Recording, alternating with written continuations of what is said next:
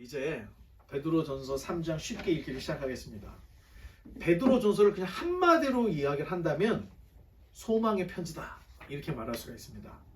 고난받는 그리스도인들을 위로하기 위해서 살아있는 소망, 이 소망을 강조하고 있는 내용을 볼 때 베드로전서는 한마디로 소망의 편지구나 이렇게 우리가 말을 할 수가 있습니다. 근데 성경에 비슷한 단어가 있어요. 소망하고 희망 되게 비슷하죠. 성경에 두 개를 다 써요. 근데 성경에서 희망을 더 많이 쓸까요? 소망을 더 많이 쓸까요? 소망을 훨씬 많이 씁니다. 5번 이하, 희망은 5번 이하밖에 안 돼요. 그리고 거의 대부분은 소망을 쓰는데 영어로는 둘 다 hope, H-O-P 그냥 hope라고 돼 있어요. hope. 자, 사전에 이 hope, 우리나라 말로 희망이죠. 희망을 찾아보면 어떤 일을 이루어지기를 기대하고 바란다 이렇게 설명해요.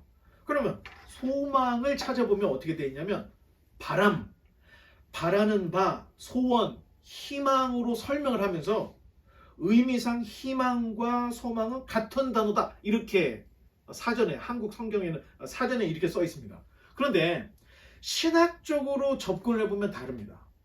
희망과 소망은 한국의 사전적인 의미는 같아. 그런데 신학적으로 보면 이 둘이 다르다는 거예요. 자, 희망은 미래에 실현되기를 기대하는 바. 그래서 주체가 사람입니다. 자, 내일 대한민국이 축구를 해서 이겼으면 좋겠어. 이길 수도 있고 질 수도 있죠. 그때는 희망이라는 단어를 씁니다. 사람이 어떤 것을 바라나 이루어지지 않을 수 있는, 그러니까 확률로 따지면 50대 50, 이때 우리가 희망이라는 단어를 쓴다는 거예요. 그러나 소망은 약속, 즉 언약을 기반으로 기다리는 거예요. 그래서 소망의 주체는 하나님입니다.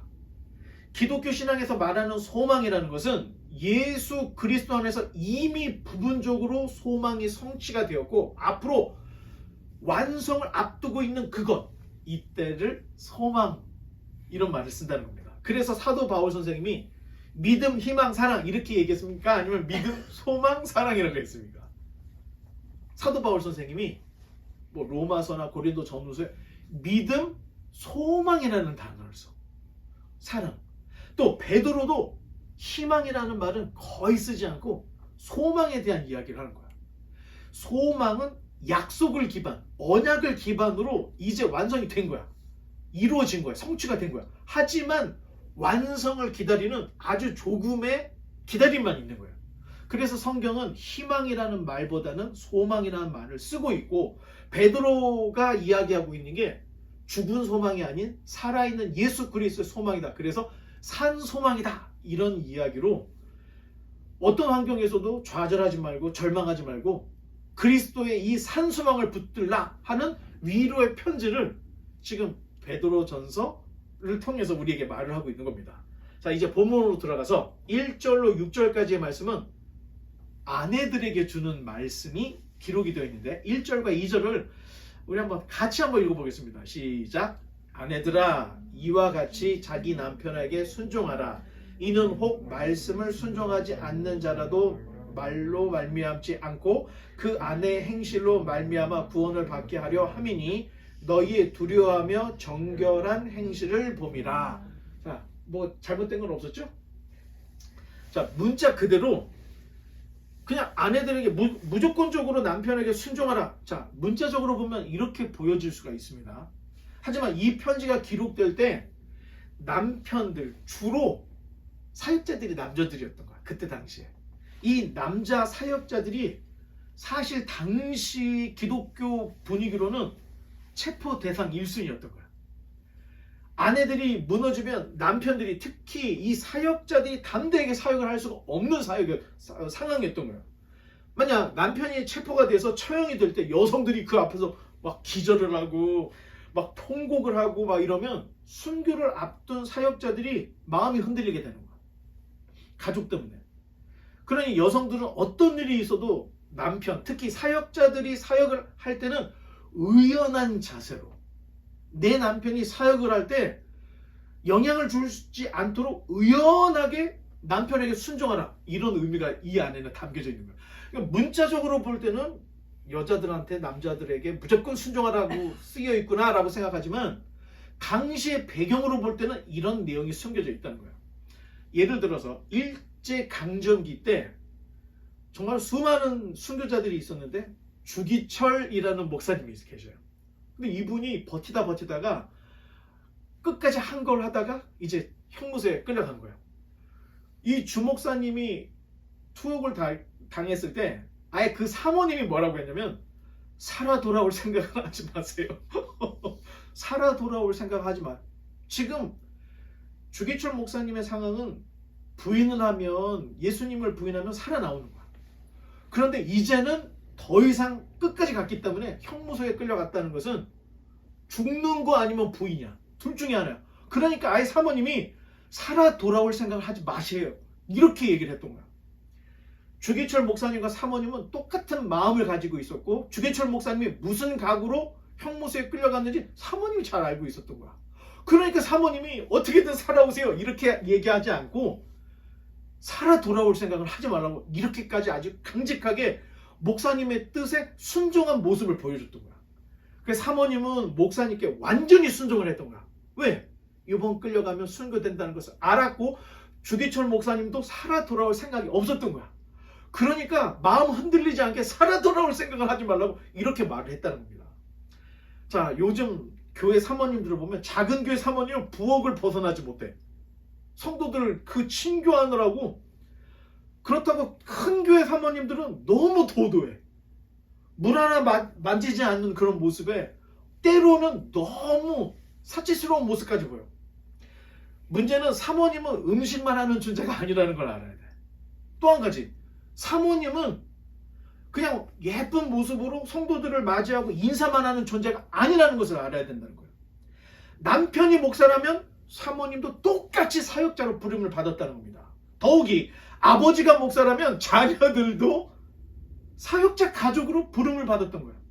요즘 MK, PK. 자, MK가 뭐죠? Kids. PK는 뭐죠? Pastor Kids. 이 친구들이 엄청 반항을 많이 해요. 아니, 아버지가 목사고 아버지가 선교사지 내가 무슨 죄냐. 이런 반항을 하는 걸 볼 수가 있는데, 자, 이런 반항을 볼 때는 말이 일리가 있어. 아니, 목사가 선교사고 목사가 목사로 아버지가 부름을 받은 거지 자녀들 부름을 받은 건 사실 아니잖아. 그런데 여러분, 디모데 전서 우리가 봤죠? 디도서 봤죠? 목회 서신을 통해서 봤던 것 중에 하나가 장로를 세우는 장로의 조건이 뭐였죠? 여러 가지 것들이 있는 것 중에 하나가 가정을 잘 다스리는 좋은 아버지, 좋은 남편이어야 장로가 된다는 거야.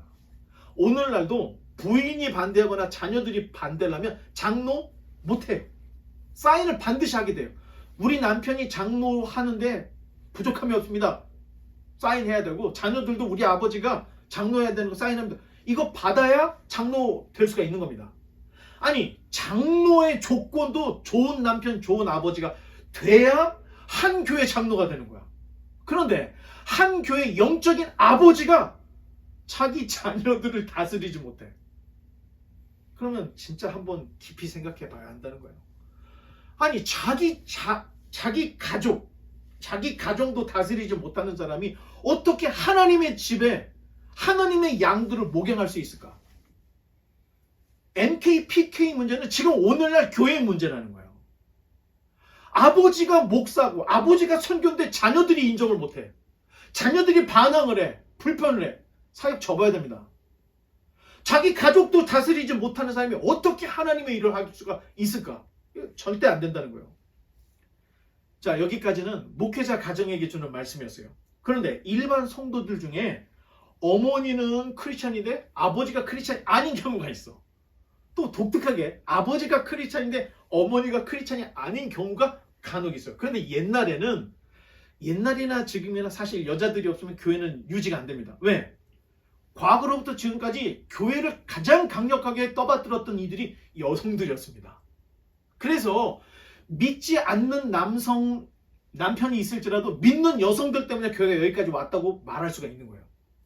옛날부터 지금까지 아버지는 안 믿었는데 어머니가 믿는 이런 가정들이 숱하게 많이 있었다는 겁니다. 그런데 문제는 지금 베드로가 말하는 게 아내들이여 하면서 말했던 내용이 당신 남편을 구원하기 위해서는 누구보다도 정결한 모습으로 남편에게 순종해야 된다, 이 얘기를 하고 있습니다. 자, 우리가 볼 때 남자들은 모든 것을 다 할 수 있는 것처럼 보이지만 사실 오늘날의 남자들을 보면 밖에 나가서 돈 벌어오는 거, 그리고 마지막 하나가 자존심입니다. 남자는 이걸로 사는 거예요. 밖에 나가서 일해서 돈 벌어오는 거, 남편으로서의 자존심, 자존감, 이걸로 사는 거예요, 남자들이. 그러니까 말이나 행동으로 부인이, 아내가 남편을 무시하거나 자존심을 상하게 하면 남편들은 무슨 좋은 것을 준다 할지라도, 천당을 보내준다 할지라도 교회 안 나갑니다. 부인이 순종해서 비록 조금 모자란 남편이지만 부인이 볼 때 내 남편이 그렇게 뛰어난 사람은 아니야 라고 생각이 될지라도 남자에게 무조건 복종해주고 순종해주지 않으면 남자 절대 교회 나오지 않는다는 겁니다. 돌아보면 여러분, 전도라는 게 사실 말로써 된다 생각할 수 있지만 사실 말로써 전도가 되는 게 아니에요. 본이 될 때 전도가 되더라는 거예요. 이게 이슬람권이든 어떤 나라든 모든 남편들이 아내로 말미암아 교회를 나온다 할 때는 아내가 말을 잘해서 그 말을 듣고 나오는 사람보다는 부인의 행실, 자기에게 순종해주는 그 모습, 그것 때문에 교회를 나간다는 거예요. 어느 나라나 다 마찬가지입니다. 사실 남편이나 가족, 이웃 등 가까운 사람에게 전도하는 게 제일 어렵습니다. 사실 여러분 생각해보세요. 먼 데 있는 사람이 나에게 줄 상처가 없습니다. 상처라는 것은 가까이 있는 사람들이 주고받는 거기 때문에 가까이에 있는 아내, 가까이에 있는 남편, 자녀, 친지, 이웃이 어떻게 보면 내가 제일 많이 주는 상처를 받은 사람이고 제일 많이 받은 상처를 받은 사람일 수 있어요. 그러니까 가까이에 있는 사람 전도하는 게 제일 어렵다는 거예요. 그런데 지금 베드로가 오늘 이야기한 내용들을 볼 때 우리는 그리스도인으로서 과연 얼마나 훈련이 되어야 될까? 나로 말미암아 나를 보고 전도가 되어서 교회 나오는 사람이 있는데 그 사람 중에 내 가족이 나를 보고 예수님을 영접하고 주님께 돌아오는 데까지 가지 않으면 안 된다는 것을 지금 말해주고 있는 거예요. 그래서 남편들이요, 아내들이요 하면서 당신들이 정말로 부부 사이에서도 감명을 주고 부부 사이에도 순종하는 이런 게 되지 않으면 안 됩니다 라는 것을 지금 베드로가 이야기하고 있는데, 우리가 저기 그 바울 서신을 볼 때에도 바울이 자녀들에게 주는 말, 부모들에게 주는 말, 아내들, 남편들 있었죠? 이 얘기를 볼 때 신앙의 가장 근본이 어디입니까? 교회라고 생각하죠. 그건 아니라는 거예요. 신앙의 가장 뿌리는 가정이라는 겁니다. 가정이 믿음으로 세워지고 그런 가정이 모였을 때 교회가 되는 거지, 남편은 교회를 안 다녀, 내 자녀들은 교회 안 다녀, 부모님은 교회를 안 다녀, 근데 나만 교회 가서 신앙생활 한다 할 때는 사실 50%밖에 되지 않는다는 겁니다.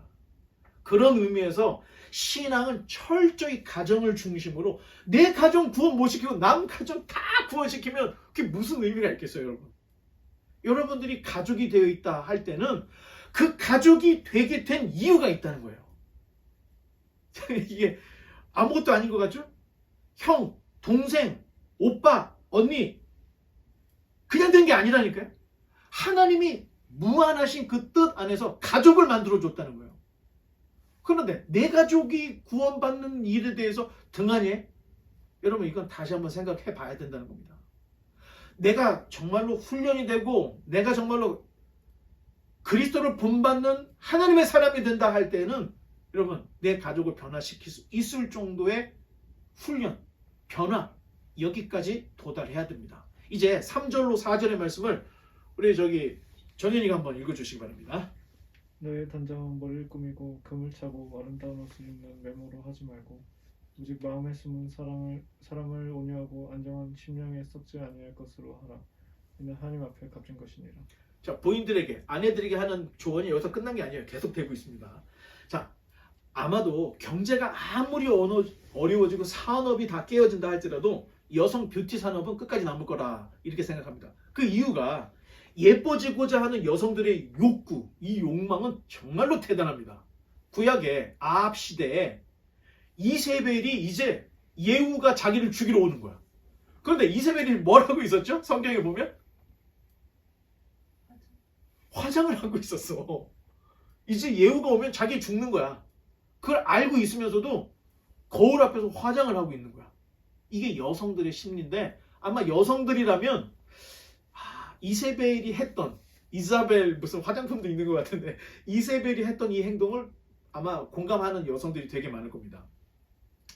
그런데 예뻐지기를 원하는 여성들의 욕구, 이 욕망에 베드로가 이런 얘기를 해요. 그리스도인으로서 여인 또는 아내로서의 아름다움은 화려한 단장, 이런 거보다는 약간 절제되고 과하지 않은 단장, 그리고 무엇보다도 품이 있는 성품이 있을 때 아름다운 여성이 되는 겁니다. 베드로가 지금 이런 얘기를 하고 있다는 거예요. 자, 겉모습은 뭐 그냥 위에서부터 발끝까지 다 명품이야. 근데 말하는 내용을 보면은 완전히 깡통인 거야. 배운 게 하나도 없이. 여러분, 이런 사람이 아름답습니까? 아니면 그냥 그렇게 꾸미지 않고 수수한데 말 한마디를 할 때 정말로 품이 있는 말을 해. 여러분, 이런 사람을 우리가 아름답다고 한다는 겁니다. 그러니까 여자나 남자나 꾸며서 될 일이 아닌 거예요. 속을 채우지 않으면 진짜 멋있는 거, 진짜 아름다움은 채워지지 않는다. 자, 베드로가 이런 얘기를 하고 있었던 겁니다. 다음 5절로 6절을 우리 또 헌이가. 전에 하나님께 소망을 두었던 거룩한 부녀들도 이와 같이 자기 남편에게 순종함으로 자기를 단장하였나니 사라가 아브라함을 주라 칭하여 순종한 것 같이 너희는 선을 행하고 아무 두려운 일에도 놀라지 아니하면 그의 딸이 된 것이니라. 아멘. 감사합니다. 자, 전에 여기는 구약 시대를 얘기하는데 구약 시대 여성들은 거의 자기 남편들에게 어디까지 복종을 했냐면, 예를 들어 사라는 자기 남편 아브라함을 나의 주 이렇게 불렀어요. 자, 흉년이 드니까 가족 전체가 가나안에서 살 수가 없는 거야. 그래서 전체가 애굽으로 이주를 했죠. 그런데 아니 바로 왕이 사라를 뺏어간 거야. 자, 그날 저녁 사라가 얼마나 쫄았겠습니까? 남편에게서 자기가 뺏겨진 거야. 그리고 지금 바로 왕 궁전에서 바로를 맞이할 단장을 지켜주고 있는 거야. 자, 그렇다면 손 들고 잠깐만요. 저 사람 내 남편이에요. 나 지금 결혼한 여자예요. 보통 얘기하잖아요. 근데 사라가 말을 안 하고 있더라는 거야. 왜? 자기 남편, 이게 아브라함이 자기 남편이라는 걸 알면 자기 남편을 죽이고 자기를 차지할 거라는 걸 분위기를 아니까 사라가 말을 못 하고 있는 거야. 자, 그쯤 되니까 하나님이 저녁에 딱 꿈으로 나타나서 야, 그 여자 건드지 마. 그 여자는 아브라함의 부인이야. 하나님이 건져주잖아요. 당시 시대상을 반영을 해서 우리가 생각을 해봐야 하겠지만 구약시대의 여성들은 남편을 그 정도까지 섬겼다는 거야. 그러니까 여성들에게, 남자들에게 복종하라 이런 의미가 아닙니다. 서로가 존중해주고 서로가 대등하고 아껴주고 내 남편의 목숨을 위해서 말을 안 했던 거야. 이 정도까지 남편을 섬겨주는 이 모습을 지금 베드로가 아름다운 모습의 그 모습으로 지금 우리에게 그려주고 있는 거예요. 자, 7절은 이제 남편들에게 주는 말씀인데 제가 남편이가 읽어보겠습니다. 남편들아, 이와 같이 지식을 따라 너희 아내와 동거하고 그를 더 연약한 그릇이요 또 생명의 은혜를 함께 이어받을 자로 알아 귀히 여기라. 이는 너희 기도가 막히지 아니하게 하려 함이라. 자, 아내들은 남편들의 노예가 아닙니다. 여자는 남자의 노예나 소유물이 아니에요. 과거에는 그랬었죠. 그러니 여성들에게 무례하게 하거나 이치에 합당하지 않은 것을 강요하면 안 된다는 거예요. 레위기, 여러분 제가 그 성경 강좌 계속 올리는 거예요. 레위기 보세요. 레위기 보면은 여성을 위한 법이 엄청나게 많아. 근데 오늘날은 안 지켜. 남자들이 이치에 맞지 않는, 합당하지 않은 요구를 하지 말라고 돼 있잖아. 하지 말아야지. 너무 무리하게 하지 마. 자, 요즘 남자 여자들이 다 같이 어딜 다녀요? 학교도 다니고 회사도 다니죠. 근데 회사 다니고 뭐 다 똑같이 일을 했어. 그러면 남자가 저녁도 할 수 있는 거고 또 여자가 저녁 할 수도 있는 건데 마치 여자가 다 섬겨야 될 것처럼 생각하는 거. 이게 잘못되는 거야. 여러분 자녀들이지만 여러분들은 자녀지만 이거는 부인 남편에만 따라가는 게 아니야. 아니 아버지 어머니가 열심히 일을 해. 그럼 시간 나면 자기가 음식도 좀 할 수 있는 거 아니야? 아니 자기네가 청소도 좀 할 수 있는 거 아니야? 마치 부모가 청소를 하고 요리를 해주고 나를 섬겨야 될 것처럼. 아니 그러면 내가 어렸을 때 그런 기억이 나는데 어머니한테 나 죽어버릴까? 죽으려면 죽어. 너무 뭔가 착각을 하고 있다는 거예요. 자, 서로 돕고 이해하고 존중해주면 결국은 지금 베드로가 말하는 게 생명의 은혜를 같이 받는다. 이 말을 하고 있습니다.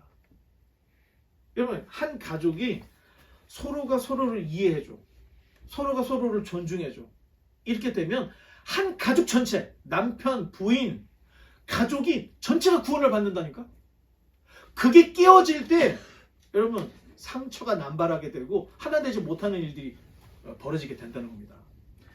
중요한 것은 남편과 아내가 같은 상을 받는다는 거예요.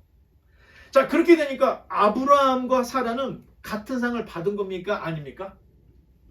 같은 상을 받은 거예요. 아브라함이 아버지 있는 것처럼 사실 그때 당시에는 어머니 개념이 없었어요. 지금은 개념이 있지만 민족의 어머니는 사라였던 거죠. 개념 자체가 그때 당시에 없었지만 아브라함이 민족의 아버지였다면 사라는 민족의 어머니였다는 거예요. 그렇게 같은 상급을 받는다는 거예요. 그러나 주의할 게 있습니다. 부부가 똑같이 의로워질 수 있지만 똑같이 불의해질 수 있다는 거예요. 그 대표적인 사람이 아나니아와 삽비라입니다. 밭을 판 값 얼마를 아나니아가 숨겼어. 이 삽비라도 알아. 근데 베드로가 이게 밭 판 값 전부입니까? 그랬더니 아나니까 네 전부입니다. 삽비라게 또 물어봐. 이게 전부입니까? 아, 네 그렇습니다. 둘 다 죽었어. 이렇게 될 수 있다니까? 여러분, 부부라는 게 같은 상을 받고 같은 책임이 있는 거야. 그래서 두 사람이 의로워지면 민족의 아버지, 민족의 어머니, 아브라함과 사라 같은 사람이 돼. 그런데 둘이 잘못되게 야합을 아나니와 삽비라 같이 둘이 똑같이 어떻게 돼요? 심판을 받을 수 있는 존재가 될 수 있다는 겁니다. 그렇기 때문에 가정의 신앙, 가정의 믿음, 이게 굉장히 중요하다는 겁니다. 제가 바라기는 여러분만 구원받는 이곳으로 끝나지 않았으면 좋겠어요. 여러분으로 말미암아 여러분의 형제들, 여러분으로 말미암아 여러분의 부모들이 다 똑같은 믿음을 가져서 한 가족 전체가 의로워지고 또 하나님께서 주시는 이 생명의 은혜를 얻을 수 있는 사람이 되었으면 좋겠다. 제가 이런 소망이 있습니다. 이제 8절로 9절을 우리 시원이가 한번. 마지막으로 말하노니 너희가 다 마음을 같이하며 동정하며 형제를 사랑하며 불쌍히 여기며 겸손하며 악을 악으로 욕을 욕으로 갚지 말고 도리어 복을 빌라. 이를 위하여 너희가 부르심을 받았으니 이는 복을 이어받게 하려 하심이라. 아멘. 감사합니다. 저 내용이 악을 악으로 갚지 말래, 겸손하래, 욕을 욕으로 갚지 말고 복을 빌라, 이런 얘기를 하는데 이 내용이 복음서에 있어요. 어떤 복음서에 있냐면은 예수님이 사람들이 몰려오니까 산에 착 올라가서서 산에서 제자들에게 사람들을 가리켰던 때가 있어요. 그때를 우리가 산상수훈 또는 산상보훈 이렇게 얘기해요. 산에서 사람들에게 가르쳤다 해서 산상수훈에서 예수님은 율법의 윤리와 도덕을 한 단계 더 높여놓은 거야. 자, 간음하지 말라, 도적질하지 말라, 살인하지 말라 그랬죠. 근데 산상수훈에서 예수님은 간음할 마음만, 음란한 마음만 있어, 이건 간음한 거야. 살인하고 미워하는 마음만 있어, 그거는 살인한 거야. 예수님이 율법의 한 단계를 높여놨다니까. 자, 그러면 윤리와 도덕이 무너지면 어떻게 된다 그랬어요?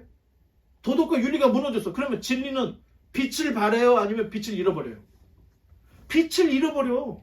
그래서 예수님은 율법보다 더 명확한 진리, 그 진리를 말씀을 하실 때 윤리와 도덕의 법을 한 단계 높여준 거야.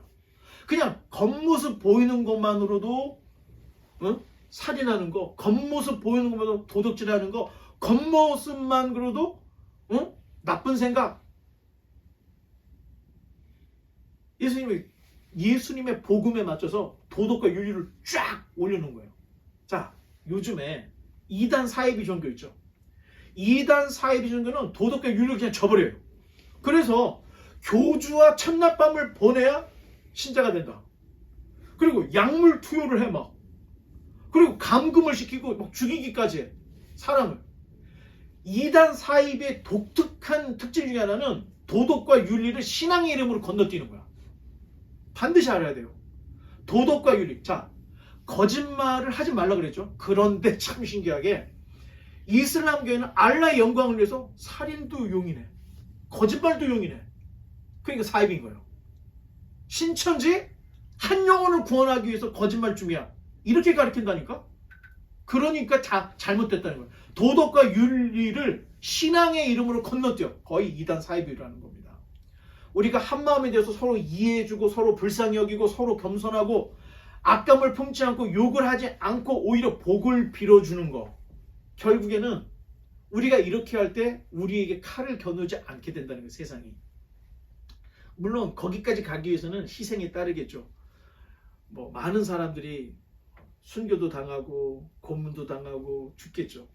하지만 세상이 우리를 두들겨 팬다고 해서 우리도 세상을 두들겨 패! 그러면 끝이 안 나는 겁니다. 근데 계속 맞아. 그냥 계속 희생을 감수해. 그러다 보면 사람에게는 양심이라는 게 있어. 세상이 칼을 거두게 된다는 거예요. 자, 이것이 우리가 감당해야 할 사명이라는 거예요. 베드로의 얘기는. 이를 위하여 너희가 부르심을 받았으니 악을 갚지 않은 거, 이게 바로 우리가 가져야 될 사명이라는 거예요. 그래서 성경을 그냥 문자 그대로 실천하면은 거기서 능력이 나타난다는 거예요. 자, 그런 일들이 많이 있었죠. 자, 복을 빌어주고 나누어 주는 사람이 결국에는 복을 유업으로 받을 것이다. 이런 이야기를 지금 베드로가 합니다. 바울은 그랬죠. 악으로 선을 이기라. 이런 얘기를 했었죠. 자, 이제 마지막 10절로 12절의 말씀은 우리 이제 잠도 깰 겸 10절로 12절을 한번 같이 읽어보겠습니다. 시작. 그러므로 생명을 사랑하고 좋은 날 보기를 원하는 자는 혀를 금하여 악한 말을 그치며 그 입술로 거짓말을 말하지 말고 악에서 떠나 선을 행하고 화평을 구하며 그것을 따르라. 주의 눈은 의인을 향하시고 그의 귀는 의인의 간구에 기울이시되 주의 얼굴은 악행하는 자들을 대하시느니라 하셨느니라. 자, 상처라는 게 거의 다 말로 오는 거예요. 말로써. 그러니까 지금 베드로가 입단속 하라는 거예요. 입을 잘못 놀리면 아니 한 교회가 입 그 말 때문에 쪼개지는 거야. 자, 그런데 이런 말들이 어떻게 나오느냐. 내가 교회를 위해서 하는 말인데 우리 목사님 이러면 안 돼.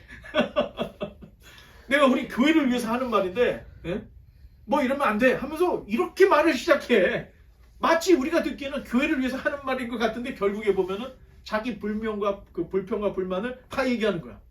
이런 말들이 쫙 퍼져나가면 여러분 아무리 큰 교회도 재판하게 되고 아무리 큰 교회도 쪼개져. 그러니까 말 조심하라는 거예요. 특히 환난의 시대에는 말을 조심하라 이렇게 얘기를 하고 있어요. 왜? 하나님의 눈은 의인을 보고 계셔. 귀는 의인의 간구에 귀를 기울이신다.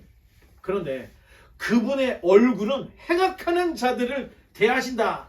굉장히 은유적으로 표현하고 있죠. 이 말은 여러분 화가 났어. 내가 경고할 거야. 한 방 날아가기 전에 경고할 때 나 경고할 거야 이렇게 봅니까? 아니면 똑바로 쳐다봅니까? 똑바로 쳐다보지. 옆을 보면 나 경고할 거야 이런 사람은 없는 거야. 하나님이 악인을 대면하신다는 얘기는 하나님의 심판 전 마지막 경고를 날리신다는 이런 의미가 있는 거야. 그러니까 하나님의 눈, 하나님의 귀는 우리에게 기울이지만 영 안 되겠다 싶을 때 하나님이 심판하기 전에는 얼굴을 딱 돌리신다는 거야.